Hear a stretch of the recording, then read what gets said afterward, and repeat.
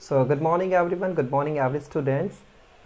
How are you doing today? I hope you all are doing great at your home. You are doing great at your study, and everything is uh, at your home is right. Everything is good at your home. So today in this video, I'm going to discuss about your second chapter, and today we will start this chapter.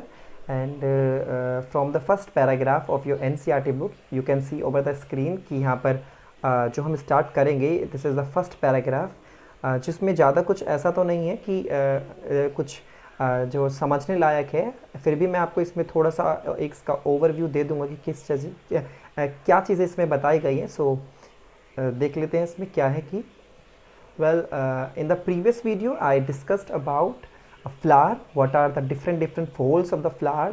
आपको पता है कि holes क्या क्या होते हैं flowers के, और उसमें 4 होल्स होते हैं मेन, जिसमें आपको एसेसरी पार्ट्स को दिखाया जाता है और रिप्रोडक्टिव पार्ट्स को उसमें बताया गया था। सो मैं आपको एक बार रिमाइंड करा देता हूँ कि what are the different whorls. 4 whorls होती हैं कि जिसमें फर्स्ट होता है आपका कैलिक्स होता है, उसमें दूसरा हमारा कोरोला होता है, एंड देन फिर एंड्रोशियम होता है, एंड देन लास्ट का जो होता है वो होता है गाइनीशियम। सो ये 4 होल्स हैं जो कि आपको इजीली पता है। सो थोड़ा वही डिस्कस करने वाले हैं कि क्या क्या ये होल्स होते हैं। तो स्टार्ट करते हैं इस वीडियो को। सो अगर मैं बात करूँ इस पैराग्राफ की, जो कि you can see over the screen कि है क्या, इसमें क्या लिखा हुआ है। सो होगा क्या इस पैराग्राफ में कि अगर फर्स्ट लाइन की बात करें, are we not lucky that the plants reproduce sexually, कि जो भी प्लांट्स रिप्रोड्यूस करते हैं, आपको पता है सेक्सुअली करते हैं। सो हम अपने आप को लकी महसूस करते हैं या नहीं करते हैं? जी हाँ, करेंगे, बिल्कुल करेंगे, क्योंकि क्या क्या होने वाला है, क्या क्या बेनिफिट्स होने वाले हैं हमारे इस चीज़ में प्लांट से। सो वो चीज़ें तो हमें जाननी पड़ेंगी। So the myriads of the flowers that we enjoy gazing at the scents and the perfume that we swoon over, ये भी आपको पता है कि myriads of the flowers means कि हज़ारों में, लाखों में, मतलब असंख्य एक तरीके से, जो कि काउंट नहीं कर सकते, इतने फ्लावर्स होते हैं जिनको हम देखकर उन पे मोहित हो जाते हैं, उन पे गेजिंग करते हैं, उनको घूरते रहते हैं, निहारते रहते हैं, उनकी परफ्यूम, खुशबू, उनका सेंट, जो ये चीज़ें आपको पता है कि वो चीज़ हमें मिलती रहती हैं। And the rich colours that attract us, उनका कलर, जी हाँ, आपको पता है कि उनका कलर जिस तरीके का होता है तो हम अट्रैक्ट हो जाते हैं, क्योंकि फ्लावर्स हमको अट्रैक्ट करते हैं देर कलर से। उनकी जो स्मेल होती है, सेंट, परफ्यूम जो होते हैं, उन चीज़ों से हम उनकी तरफ अट्रैक्ट हो जाते हैं। So all are these aid to this sexual reproduction. तो ये क्या है, ये जितने भी एड्स हैं, ये कहीं ना कहीं ये सेक्सुअल रिप्रोडक्शन के लिए फ़ायदेमंद होते हैं प्लांट्स के लिए। ये चीज़ें क्योंकि अट्रैक्ट करती हैं, तो यहाँ पर पॉलिनेशन में ये चीज़ें एड का काम करती हैं, aid in the means help का काम। So all flowering plants show sexual reproduction. जी, सभी जितने भी प्लांट्स हैं, सभी के अगर हम बात करें फ्लावर्स आती हैं तो वो ज़रूर ही रिप्रोडक्शन करते हैं। तो ये चीज़ें आपको इजीली पता है कि ये सभी के फ्लावर्स पे अगर होंगे तो सेक्सुअल रिप्रोडक्शन भी होगा।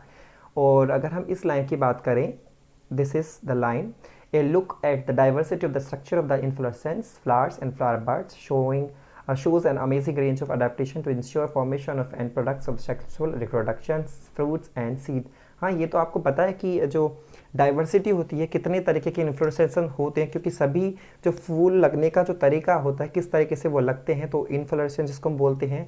और उसके साथ साथ कि प्लांट्स के ऊपर जो फ्लावर्स आते हैं उनके डाइवर्सिटी तो होती ही है, आपको पता है डिफरेंट कलर्स होते हैं फ्लावर्स के, डिफरेंट फ्लावर्स होते हैं, शेप्स अलग होती हैं, फ्लोरल पार्ट्स उनके जो होते हैं वो अलग अलग नंबर्स में होते हैं, किसी में 5, किसी में मल्टीपल ऑफ 5 ऐसे होते हैं। और अमेजिंग उनकी जो अडेप्टेशंस होती हैं, वो सारी चीज़ें क्या है कि हर एक चीज़ किस चीज़ में फ़ायदा करती है, सेक्सुअल रिप्रोडक्शन में, देन उसका जो फ्रूट बनता है, देन उसके सीड्स जो बनते हैं। तो इन चीज़ों में ये आपको पता है कि हेल्प मिलती है प्लांट्स को। इस चैप्टर में हम करने के वाले, let us understand the morphology, structure and the process of sexual reproduction in flowering plants angiosperm. ये चीज़ें हम इसके अंदर करनी है। उसकी एनाटॉमी जाननी है प्लांट की, फ्लावर की, और उसकी मॉर्फोलॉजी भी जाननी कि बाहर से वो कैसा दिखता है। सो आगे बात करते हैं। फिर हमारा स्टार्ट होता है topic flower, a fascinating organ of angiosperm. Okay, जो कि एक तरीके से अट्रैक्शन बढ़ाने वाला जो चीज़ है प्लांट के अंदर। सबसे पहले जो अट्रैक्शन, अगर फ्लावरिंग आ रही है और सुंदर सुंदर फ्लावर्स के ऊपर हैं, तो जिसको हम बोल रहे हैं यहाँ पे फैसिनेटिंग ऑर्गन ऑफ एंजियोस्पर्म। तो है क्या, ह्यूमन बींग्स हैव, अगर हम बात करें, अंडरलाइन करते हुए चलें इस चीज़ को, कि human beings have had intimate relationship with flowers since the इमेमोरेबल, यानी कि पुराने ज़माने से अगर हम बात करें तो काफ़ी अच्छी रिलेशनशिप हमारी फ्लावर्स के साथ रही हैं।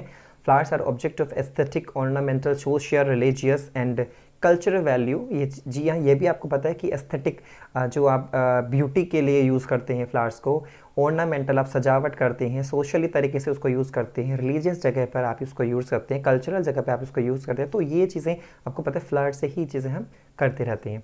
एंड अगर हम बात करें, they have always been used the symbol for conveying important human beings such as, जैसे लव, अफेक्शन, हैप्पीनेस, ग्रीफ और मॉर्निंग। मॉर्निंग का मतलब शोक, जैसे कभी डेथ हो जाए तो वहाँ पर उनको श्रद्धांजलि देने के लिए हम फ्लावर्स को यूज़ करते हैं। तो ये चीज़ें हैं जहाँ ये कुछ कन्वे करने का तरीका होता है जहाँ पर हम फ्लावर को यूज़ करते हैं। सो अगर आपसे बोला जाए कि list at least 5 flowers of ornamental values that are commonly cultivated at your home house, अपने घरों पे जो हम यूज़ करते हैं फ्लावर्स, तो कोई 5 ऐसे प्लांट के नाम बताइए। तो आप उसमें यूज़ कर सकते हैं, जैसे रोज़ होता है, मैरीगोल्ड होता है, सनफ्लावर होता है, आपका लिली होता है। सो ऐसे जिस तरीके के जो ऑर्नामेंटल प्लांट्स हैं जो सजावट करने के लिए आप यूज़ करते हैं, सो क्राइसेंथम होता है, तो ये सारे प्लांट्स आपके ऑर्नामेंटल हो जाएंगे। अगर हम आपसे बात करें कि यहाँ पर एक क्वेश्चन और आता है कि find out the names of the 5 more flowers that are used in the social and cultural celebration in your family. अगर ऐसे कुछ फ्लावर्स के नाम बताने हैं जो कि आप अपने कल्चरल वैल्यूज़ जो कि आपकी फैमिली में यूज़ करते हैं, हम सेलिब्रेशंस के दौरान करते हैं, तो वो भी इसी में से आ जाएंगे आपके, वही फ्लावर्स जो अभी बताए हैं, रोज़, मैरीगोल्ड, सनफ्लावर, लिली, तो इनके आप नाम यहाँ पे लिख सकते हैं। अब एक क्वेश्चन निकल कर आता है यहाँ पर जो कि है have you heard about floriculture. So floriculture से name as a name suggest की the cultivation of flowering plant, कि फ्लावरिंग लेने के लिए, फूलों को लेने के लिए आपको एक कल्टीवेशन करना पड़ता है। सो उसको हम बोलते हैं फ्लोरिकल्चर। सो हमने बता दिया कि what does it refer to, कि कल्टीवेशन ऑफ फ्लावरिंग प्लांट्स। अब आते हैं इस चैप्टर में जो स्टार्टिंग करें, क्योंकि इस पैराग्राफ को हम ज़्यादा डीपली नहीं ले रहे क्योंकि अगर बात करें कि इस पैराग्राफ में है क्या, तो 9th क्लास में आप ऑलरेडी पढ़ चुके हैं about the structure of the flower, कैसे होल्स होते हैं, क्या किस तरीके से वहाँ पर टर्म्स यूज़ होती हैं फ्लावर के दौरान। अगर उसके स्ट्रक्चर की बात करते हैं तो स्टार्ट करते हैं हम अपना जो मेन पैराग्राफ है, that is 2.2 pre fertilisation events या स्ट्रक्चर एंड इवेंट्स। यानी कि हमें यहाँ पर स्ट्रक्चर जाननी है फ्लावर की, कि किस तरीके की स्ट्रक्चर होती है फ्लावर की, क्या क्या पार्ट्स होते हैं उसके, क्या क्या होल होते हैं, क्या क्या female and male reproductive organs क्या होते हैं, ये चीज़ें हमें जाननी है। तो इसमें चलते हैं। अगर मैं बात करूँ तो much before the actual flower seen at on plant, यानी कि जो एक्चुअल तरीके का जो फ्लावर पूरा कंप्लीट होने के बाद हमें दिखाई देता है, तो उससे पहले कुछ इवेंट्स आते हैं फ्लावर्स के, कि आपको पता है कि क्या क्या इवेंट्स हो सकते हैं वहाँ पर, कि सेवरल हार्मोनल चेंजेस होते हैं, स्ट्रक्चरल चेंजेस होते हैं। फ्लोरिजन एक हार्मोन होता है जो कि इंड्यूस करता है प्लांट के अंदर, फ्लावरिंग को इंड्यूस करता है, फ्लावरिंग को बनाता है, तो ये हार्मोनल चेंजेस होते हैं।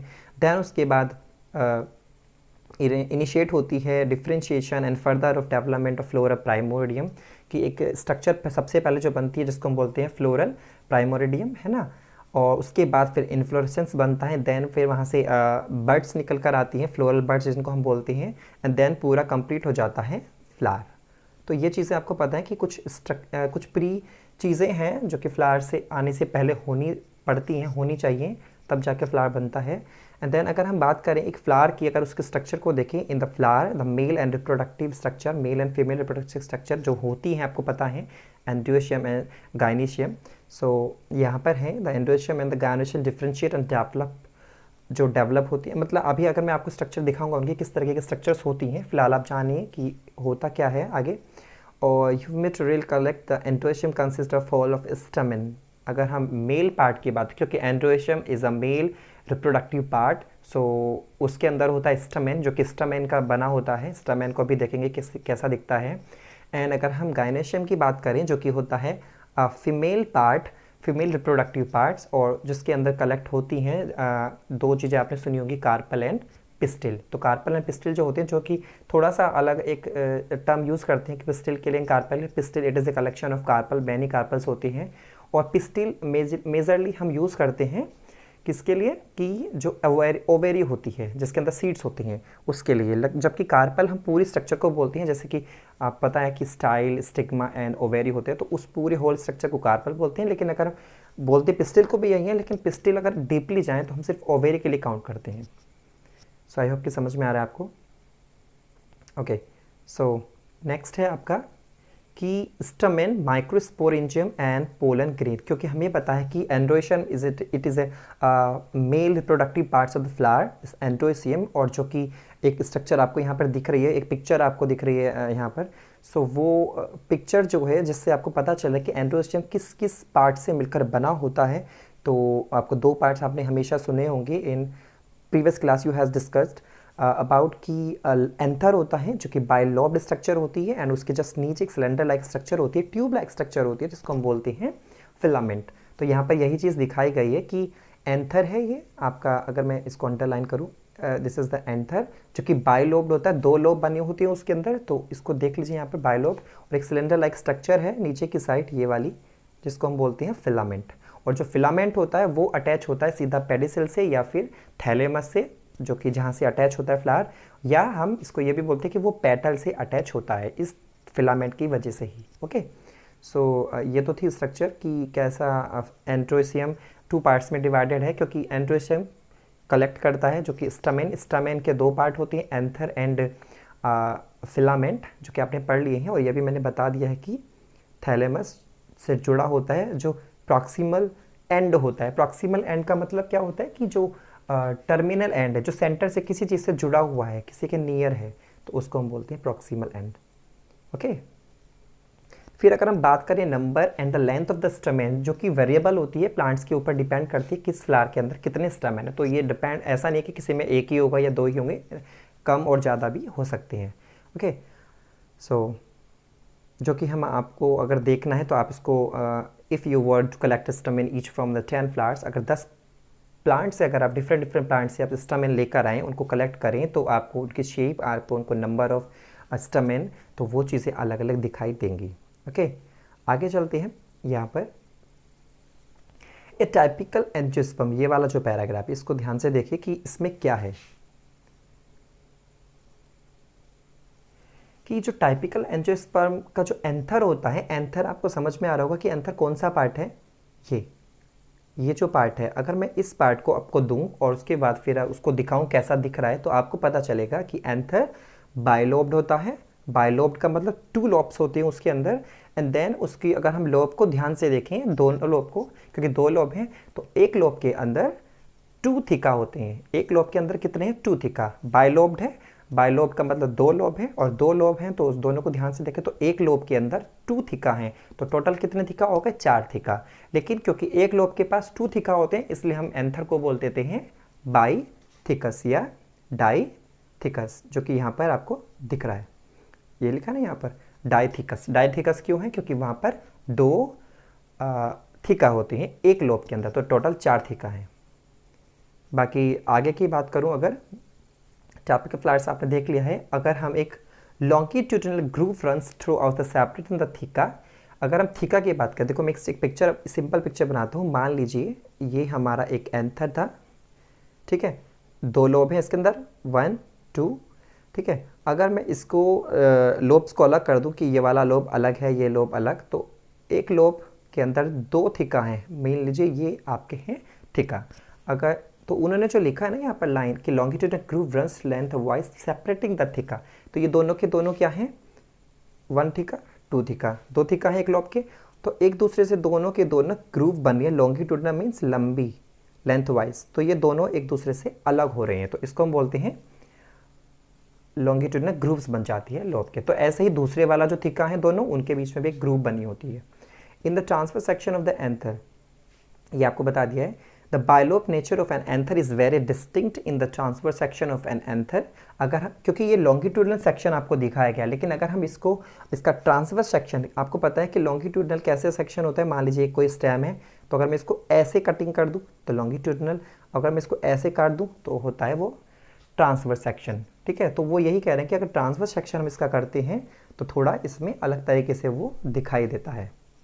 ओके, सो फिर द एंथर इज 4 साइडेड, क्या है यहाँ पर लिखा है कि anther is four sided. Four sided का मतलब आपको दिख रहा है अभी पिक्चर में, अगर ऊपर जाएं तो ये देखिए ये जो पूरी स्ट्रक्चर है फोर साइड है, 1 1 2 3 4, ये फोर साइडेड आपको दिखाई दे रहा है। तो फोर साइडेड आपका जो एंथर है तो उसके हम उसके लिए एक टर्म यूज़ करते हैं, क्योंकि फोर है, फोर जब भी कहीं आता है फोर तो बायोलॉजी या साइंस केमिस्ट्री में तो हम टेट्रा यूज़ कर लेते हैं। तो यहाँ पर भी क्या लिखा है कि अगर हम थोड़ा ऊपर जाएं पैराग्राफ को लेके तो यहाँ पर लिखा है the bilobed nature of the anther is very distinct, ये तो हो गया है। Four sided tetragonal structure consisting of 4 microsporangia. आपको पता चल रहा है कि यहाँ पर 4 टेट्रागोनल स्ट्रक्चर आपको दिखाई दे रही हैं, 4 साइड दिखाई दे रही हैं। हर एक साइड के पास एक माइक्रोस्पोरेंजिया है। तो टोटल कितनी माइक्रोस्पोरेंजिया हो गई? 4। कैसे? 1 माइक्रोस्पोरेंजिया, 2 3 4, 4 माइक्रोस्पोरेंजिया उसके पास हो गई हैं। तो आपको इजीली समझ में आ गया होगा कि कैसे 4 हैं ये माइक्रोस्पोरेंजिया। ओके, फिर अगर मैं माइक्रोस्पोरेंजिया की बात करें तो क्या है? So the microsporangia develop further and become pollen sac. Microsporangia के अंदर फर्दर डेवलपमेंट होती हैं और डेवलपमेंट होने के बाद उसके अंदर हो क्या जाता है कि वो पोलन सैक के अंदर चेंज हो जाती है। पोलन सैक का मतलब क्या है? पोलन सैक यानी एक सैक का मतलब एक थैला है, एक बैग है जिसके अंदर पोलन्स बंद होते हैं, तो उसको हम बोल रहे हैं pollen sac.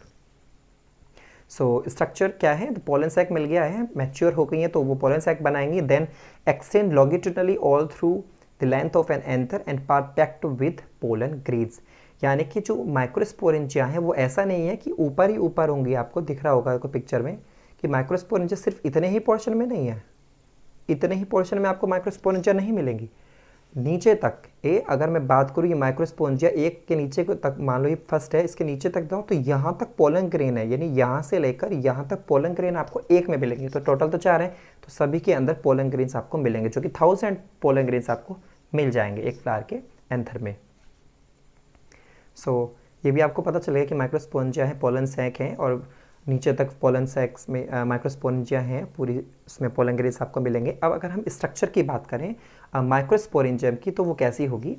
So structure of microsporangium, sporangia and sporangium दोनों ही एक ही टर्म है, बस सिंगुलर प्लूरल का यहाँ पे यूज़ करते हैं। स्पोरेंजिया काफ़ी सारी हैं, स्पोरेंजियम एक स्ट्रक्चर है जो कि एक की बात हो रही है, एक स्ट्रक्चर की बात हो रही है।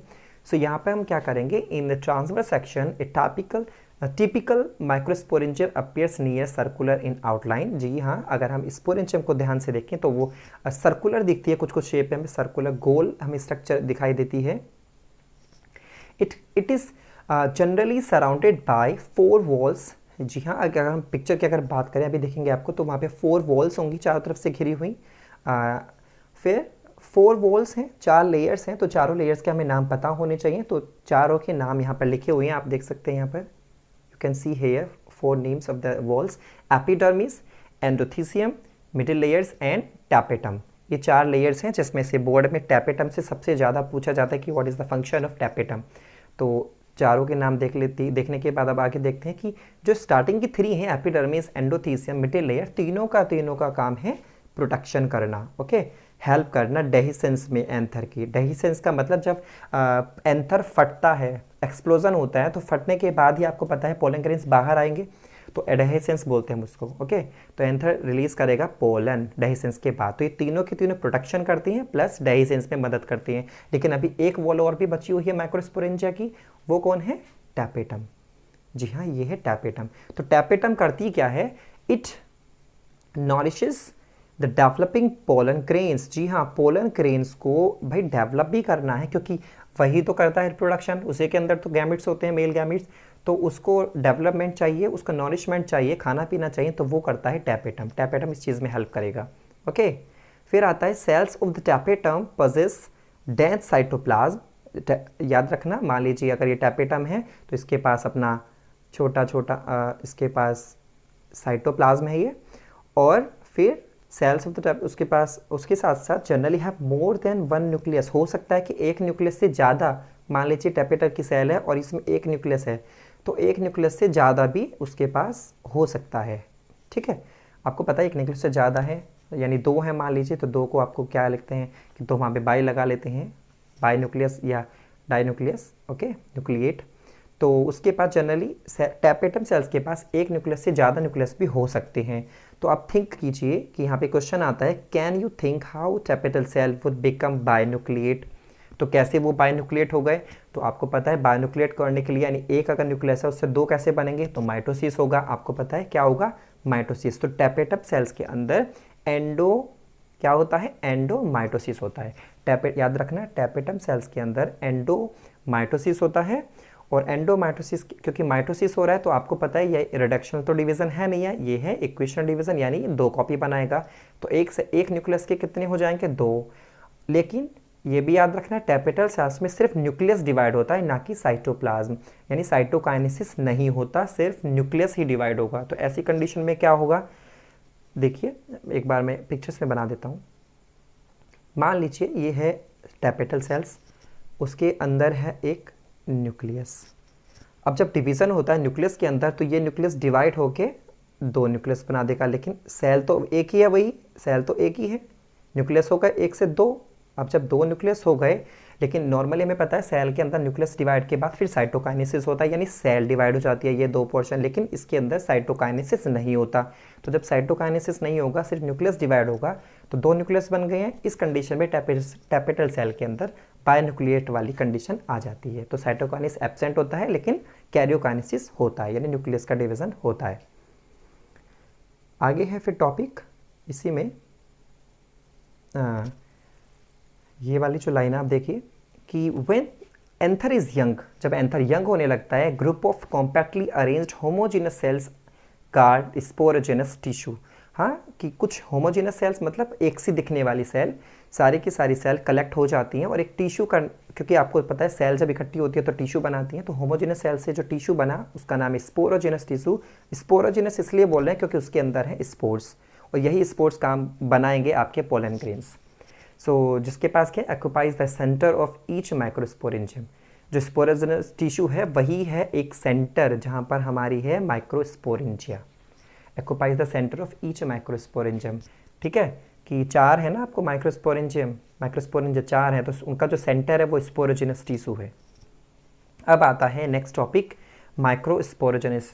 May be it is going to be long video, so लेकिन थोड़ा जानना तो पड़ेगा ही, क्योंकि बीच में नहीं छोड़ सकते हम। नेक्स्ट टॉपिक क्या है आपका, माइक्रोस्पोरोजेनेसिस। तो माइक्रोस्पोरोजेनेसिस का मतलब है माइक्रोस्पोर्स का बनना या पोलन ग्रेन्स का बनना या माइक्रोस्पोर का बनना, फॉर्मेशन ऑफ पोलन माइक्रोस्पोर्स इसको बोलते हैं microsporogenesis. So as the anther develop the cells of the sporogenous tissue undergo meiotic division. ये याद रखना कौन सा डिवीजन है, मियोटिक डिवीजन। स्पोरोजेनस टिश्यू क्या होगा, क्योंकि ये स्पोरोजेनस टिश्यू है उसके अंदर अपनी सेल है, स्पोरोजेनस टिश्यू डेवलप करेगा, सॉरी मियोटिक डिवीजन करेगा। डिवीजन करेगा कौन सा, मियोटिक। अब जब मियोटिक डिवीजन होता है आपको पता है, तो उसमें डिवीजन के बाद कौन सी सेल बनेगी, कैसी, कितनी बनी है यहाँ पर, 4 माइक्रोस्पोर टेट्राड्स। एक सेल से कितनी बनकर आ रही हैं, 4 सेल बन रही हैं, माइक्रोस्पोर टेट्राड बन रहा है। मान लीजिए अगर एक सेल थी तो इससे क्या बना, एक टेट्राड बन रहा है। टेट्राड कैसे बनता है, ऐसे स्ट्रक्चर टेट्राड बन गया है। 4 टेट्रा मतलब 4 सेल है उसके अंदर।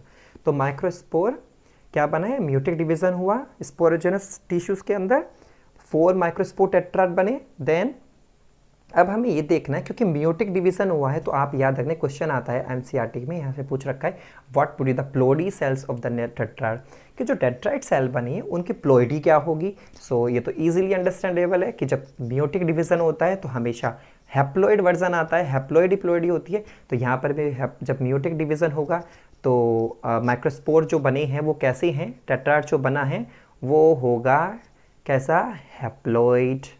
सो आप लिख लीजिए हैप्लोइड, आंसर लिख लीजिए वहाँ पर हैप्लोइड। ओके, सो हैप्लोइड जो प्लोइडी लेवल है वो कैसा है यहाँ पर माइक्रोस्पोर्स का, टेट्राड का हैप्लोइड। ओके, आगे चलते हैं। अब ये है एक पिक्चर जो कि आपने अभी देखा था कि वॉल्स थी, अभी आपने देखा था जो वॉल्स थी, 4 लेयर्स थी, epidermis, endothecium, middle layer and tapetum. Tapetum आपको पता है कि नॉरिशमेंट का काम करती है पोलन के लिए, तो वो चीज़ आपको पता चल गई है कैसे टैपेटम कि एक सेल के अंदर 2 न्यूक्लियस हो सकते हैं, कैसे हुए थे वो भी आपको पता है। और स्पोरोजेनस टिश्यू आपको पता है जो कि सेंटर का काम करता है, माइक्रोस्पोरिन चिप के जो बीच का सेंटर होता है वहाँ पर सेल होती हैं, एंड देन स्पोरोजेनस टिश्यू के अंदर डिवीजन हुआ है मियोटिक, और फिर वहाँ पर माइक्रोस्पोर टेट्राड बन गया है। ये दोनों स्ट्रक्चर देखो यहाँ पे स्ट्रक्चर दिखाई गई हैं। अगर मैं इस स्ट्रक्चर की बात करूँ तो ये स्ट्रक्चर वो है जब जो हमारा एंथर है जब वो सूखने लगता है, डिहाइड्रेट होने लगता है, तो यानी कि पानी वहाँ से निकल जाता है, तो धीरे धीरे पोलन ग्रेन्स बाहर आने लगते हैं, इस पोर्शन से बाहर आने लगते हैं। तो इसके अंदर टेहिसेंस होने लगता है, विस्फोट हो जाता है और पोलन ग्रेन्स बाहर आ जाते हैं जब ये मैच्योर हो जाएगा और डिहाइड्रेट हो जाएगा। सो ये स्ट्रक्चर आपको पता चल गई है। आपने ये भी देख लिया कि 4 लेयर्स हैं। देखिए 4 लेयर्स हैं, ये यहाँ पर भी देख सकते हैं। सबसे आउटर मोस्ट एपिडर्मिस, उससे अंदर की एंडोथीसियम, उससे अंदर मिडिल लेयर, देन आपकी आ जाएगी टैपेटम। ओके, जो कि टैपेटम सीधे अटैच होती है माइक्रोस्पोर वाले रीजन से। स्पोरोजेनस टिश्यू है जहाँ पर माइक्रोस्पोर्स होती हैं। सो आई होप कि इतना तो समझ में आ गया है आपको। मे भी हो सकता है कि टॉपिक ज़्यादा बड़ा हो रहा है। ओके, मैं ये जो लास्ट टॉपिक है पोलन ग्रेन्स को हम नेक्स्ट वीडियो में करेंगे। फिलहाल ये जान लेते हैं कि आगे क्या है इस टॉपिक में। सो लास्ट पैराग्राफ इसमें डिस्कस कर रहे हैं कि each cell of the sporogenesis tissue is capable of giving rise to a microspore tetrad. अभी आपने देखा है कि जो भी स्पोरोजेनस टिश्यू था, हर एक सेल वहाँ पर क्या बनाती है, माइक्रोस्पोर टेट्राड बनाती है। और याद रखना टेट्राड के अंदर, एक टेट्राड में 4 सेल होंगी, क्योंकि टेट्रा लग रहा है वहाँ पर, टेट्रा मतलब 4। ठीक है, तो माइक्रोस्पोरोजेनस टिश्यू की हर एक सेल टेट्राड बनाती जाएगी। ठीक है, और each one is a potential polar और microspore mother cell.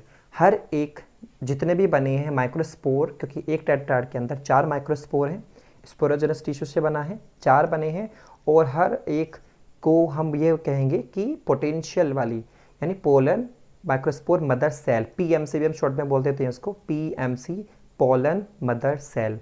Pollen mother cell क्यों कह रहे हैं, क्योंकि इन्हीं से पोलन बनने वाला है, इन्हीं माइक्रोस्पोर से पोलन बनने वाला है। तो ये आपको समझ में आ रहा होगा।